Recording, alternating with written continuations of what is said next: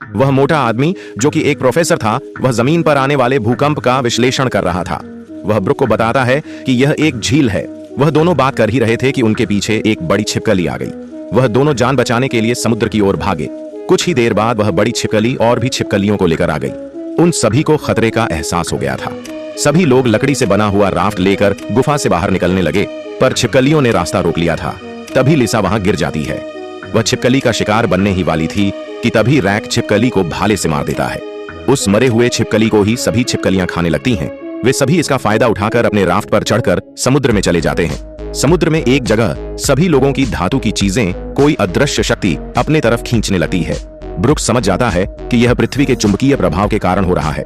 उस भंवर के जरिए ही वे सभी समुद्र के किनारे पहुंच जाते हैं।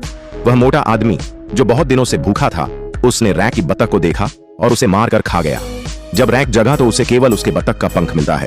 वह समझ गया कि उस मोटे आदमी ने ही उसके बतख को मारकर खाया है, इसलिए वह उसका गला दबाने लगता है।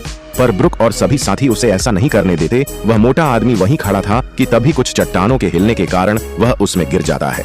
चट्टानों के गिरने के बाद उन सभी को एक अलग ही दुनिया दिखती है। यह अटलांटिस थी, जो आज से लगभग 5000 साल पहले गायब हो गई थी। सभी अटलांटिस के रसोई घर में जाते हैं, जहां उन्हें 5000 साल पुरानी फर्मेंटेड रोटियां मिलती हैं। वहां उन्हें बहुत बड़ा एक धातु का कटोरा मिलता है। उसके बगल में उन्हें एक कंकाल मिलता है जिसकी उंगली एक तरफ इशारा कर रही थी। ब्रुक समझ जाता है कि यह एक संदेश है। जब लिसा वहां जांच करने के लिए जाती है तो वहां बहुत ही तेज हवाएं चल रही थी।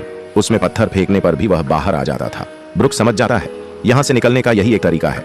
रैक ने उस पत्थर पर जाकर विस्फोटक लगा दिया, जिससे वहां एक विस्फोट हो गया और लावा बाहर निकलने लगा। तभी वह बड़ी छिपकली भी लिसा की ओर उसे खाने के लिए बढ़ी, लेकिन लावा की वजह से वह मारी गई। वह सभी उसी हवा में अपनी टोकरी को लेकर जाते हैं और वहां से उड़ते हुए वह एक समुद्र में आ जाते हैं, जहां उन्हें कुछ मछुआरे वहां से बचा लेते हैं।